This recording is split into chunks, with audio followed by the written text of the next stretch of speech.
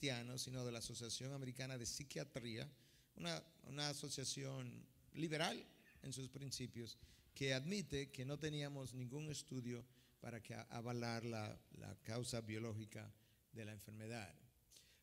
El doctor Neil Whitehead, profesor de antropología de la Universidad de Wisconsin, dijo lo siguiente: la ciencia no ha descubierto en el ser humano ninguna conducta dictada por los genes. Punto. No hay un gen para la homosexualidad. Ahora tenemos a un antropólogo de una universidad respetada dándonos también su veredicto de que esto no es un problema genético. Una y otra vez, dice el doctor Joel Garner, de la Universidad de Yale, quizás entre las mejores 4 o 5 universidades de Estados Unidos, una y otra vez los científicos hablan de que ciertos genes en particular o ciertas porciones de los cromosomas están asociados a ciertas conductas para luego tener que retirar sus declaraciones porque estos hallazgos no han podido ser reproducidos. Ese es el problema, que una de las características fundamentales de lo que nosotros llamamos el método científico requiere que lo que yo reporte como un hallazgo pueda ser replicado por otros, porque el autor de los estudios frecuentemente puede estar prejuiciado en favor de lo que él quisiera probar.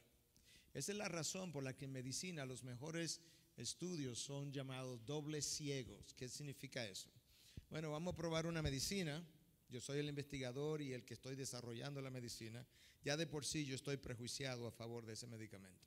Si no, no lo estuviera probando. Genuinamente, yo no estoy tratando de engañar a nadie. Yo creo en el medicamento. Y como creo en el medicamento, estoy tratando de probar su uso. Pero el hecho de que yo crea en el medicamento me predispone a mí a creer, a reportar y a observar los resultados. Entonces, ¿cómo se hace? Bueno, tenemos un grupo de 100 personas, 1000 personas, los estudios son más grandes usualmente y no simplemente 100 de ellos, 1000 personas. Bueno, los pacientes que van a tomar su medicamento no saben lo que se le va a dar. Ellos no saben si le están dando la medicina o el placebo, por eso es ciego ahí. Y la razón es que 1/3 de los pacientes que toman placebo dice que el placebo le hizo algo. Y esa es la razón por la que a veces los efectos colaterales, por ejemplo, dolor de cabeza, el número fue mayor en el que tomó placebo que en el que tomó el medicamento. Pues ya no podemos achacarle el dolor de cabeza al medicamento. ¿Me van entendiendo? Ok, entonces el otro ciego es el investigador. Al investigador le dan una pastilla y él no sabe si esa pastilla que él le va a dar a sus pacientes, si es placebo o si es la medicina. Porque si él sabe que es su medicina, él tiene un prejuicio en favor de ella. Entonces otra persona le entrega al investigador el medicamento, él lo da, pero él está ciego, él no sabe lo que dio. Y ahora él va a hacer las observaciones del paciente, si es la presión arterial, si subió, si bajó, lo que usted quiera, los efectos colaterales, pero él no sabe, por un lado, si el paciente que le está entrevistando y examinando, si tomó placebo o tomó medicina. Ni el paciente lo sabe tampoco, por eso se llama doble ciego. Entonces, la razón para replicar el estudio es que cuando un científico sale y dice algo como lo que vamos a ver, que apareció este cromosoma, esta normalidad, otra gente que no eres tú tiene que replicar eso. Y si no es replicable, entonces tú no puedes atribuirte tal hallazgo. Esta afirmación apareció en los archivos general de psiquiatría en Estados Unidos. El doctor William Vine Bruce y Bruce Parson dicen que no hay evidencia de que la homosexualidad sea un asunto biológico. A pesar de todo esto, los periódicos, las revistas y las legislaciones siguen oyendo que esto es un asunto genético. Ok, 1993. Tengo que ir cerrando esta primera parte porque este es el tiempo que me dieron para esta primera parte.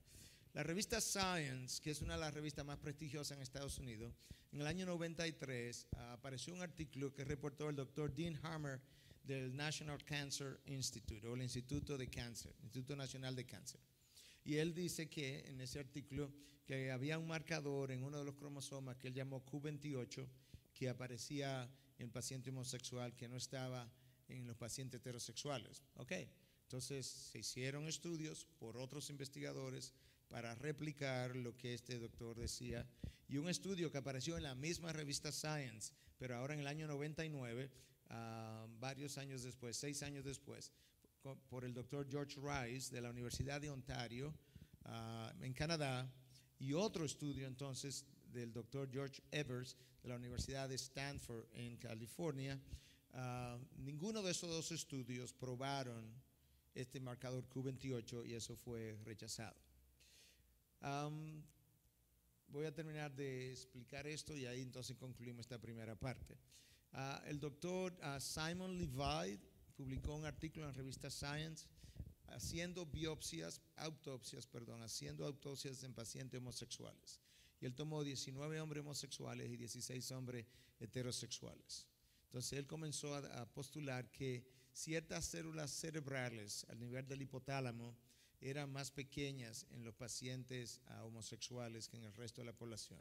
El estudio fue descartado, en primer lugar, porque es muy pequeño. Tú no puedes determinar nada en medicina con 19 pacientes. Y número 2, porque 3 de los pacientes heterosexuales en las autopsias tenían también células más pequeñas en esa área. Y 3 de los pacientes homosexuales tenían células más grandes en esa área. ¿A qué conclusión llego? A ninguna. Y el estudio fue entonces descartado. Creo que debe haber algo más. Ok, entonces Levy, para concluir esto, Levy admitió que él fue llevado a buscar la causa de la homosexualidad, es el investigador, o la raíz fisiológica de la homosexualidad después que su compañero murió de SIDA. Él incluso admitió que si no encontraba una causa genética para la homosexualidad, que él podía dejar la ciencia. Tú tienes un investigador entonces ampliamente prejuiciado en favor de un hallazgo que él reporta y su estudio fue básicamente, desechado. Y voy a concluir esta primera parte de la exposición en este punto y en la segunda parte entonces continuaremos desarrollando esta exposición de esta mañana.